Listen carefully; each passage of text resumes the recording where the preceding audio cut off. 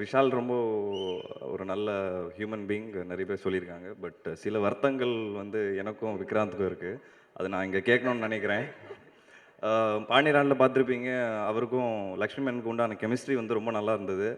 அதே சமயத்தில் பார்த்தீங்கன்னா விக்ராந்த் சில சீன்ஸ் ஒன்றா தான் நடித்தாங்க. பட் அப்படி இருந்தும் அவங்க கெமிஸ்ட்ரியும் சூப்பராக இருந்தது.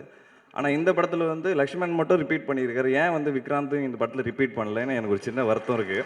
விக்ராந்த் ரொம்ப ஃபீல் பண்ணிட்டு இருந்தா. சரி கவலைப்படாது, எல்லாரும் முன்னாடி கேட்டுடலாம். ஏன்னா இதுக்கு முன்னாடி கேட்கும்போதெல்லாம் கேப்டனு சரி டீம்லேருந்து தூக்கிட்டாருன்னு ஒரு சின்ன பயம் இருந்தது, அதான் கேட்கல.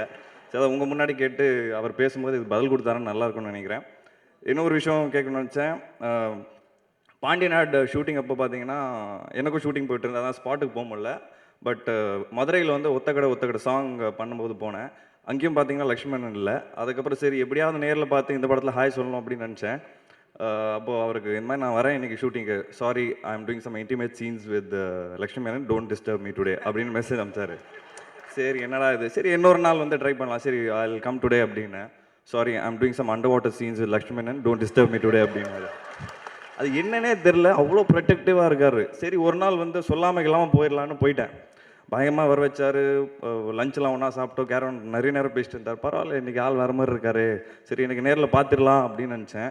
சரி ஸ்பாட்டுக்கு கூப்பிட்டாங்க, ஷார்ட் ரெடின்ட்டு. சரி நானும் வரேன் அப்படி, சாரி நான் கிளம்புறேன் அப்படின்னேன். இல்லை இல்லை வாடா வாடா அப்படின்னாரு.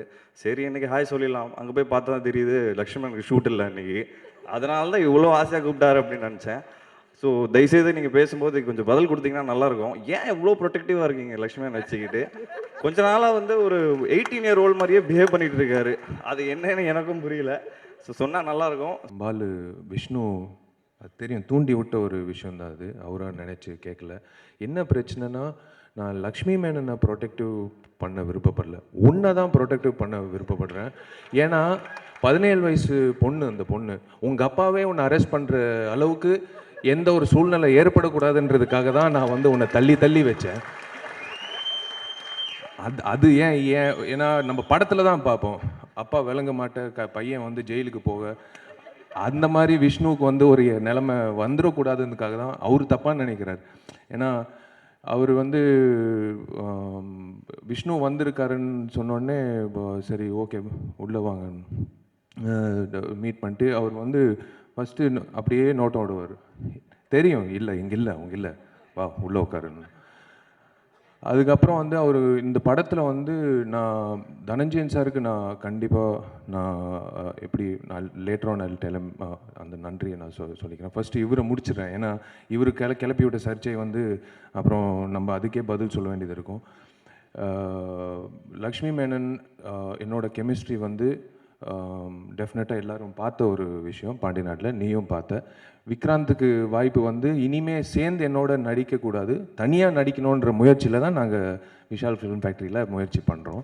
ஸோ அதுக்கான அறிவிப்பும் கூடிய சீக்கிரம் வரும். சும்மா என்னோடய நடித்தா அது வேலைக்காகுது.